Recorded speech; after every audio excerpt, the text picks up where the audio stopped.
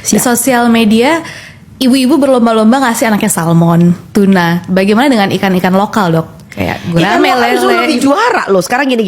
Kita mau ngomong tentang ikan ya. Lele, gurame, ikan nila. Oke, kembung, gabus. So, kita pisahkan dulu antara ikan laut dengan ikan darat. Nah, ikan darat itu tinggi proteinnya. Ya, termasuk lele, termasuk belut. Proteinnya juara banget. Nah, cuman memang kelemahan dari ikan darat itu karena dia dipelihara dan bukan dari laut, omega 3-nya nggak sebanyak kalau dari laut.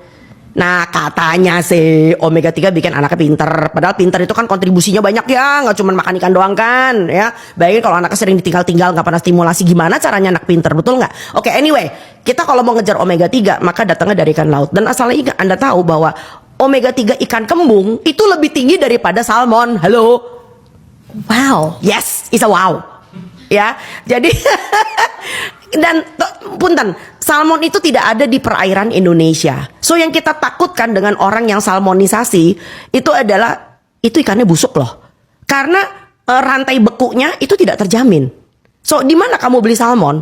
Oke, ke rumah makan atau ke swalayan yang mewah-mewah. Mungkin pemasoknya oke banget sampai dari lautan Atlantik atau dari New Zealand atau dari Norway, itu Anda pertahankan bekunya. So it should be transferred as frozen, ya kan?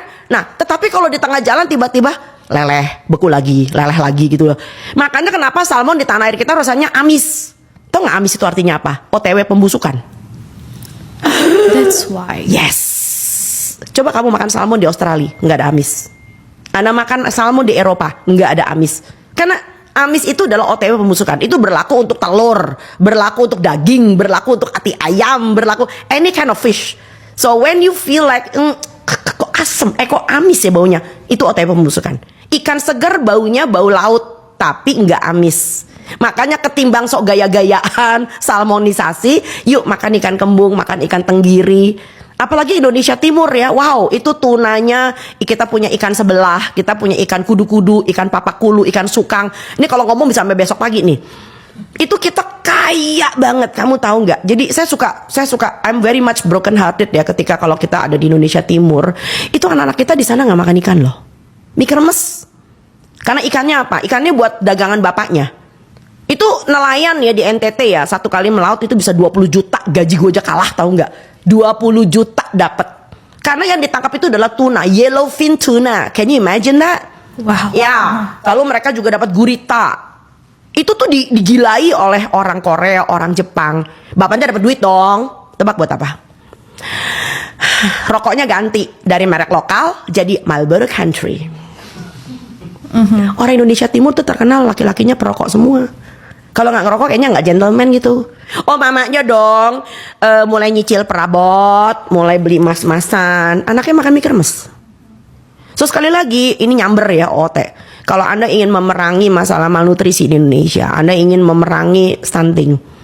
So it's not about giving food to them, but give them ini edukasi, literasi, ya. Manajemen keuangan keluarga itu penting banget. So saya memanggil banget bagi kalian yang punya bisnis, punya usaha.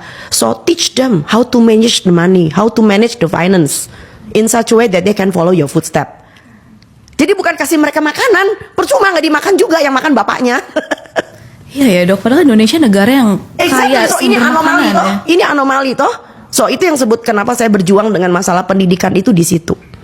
Tanah air kita kaya banget. So itu anomali banget, ironi banget kalau ada anak stunting. It doesn't make sense to me.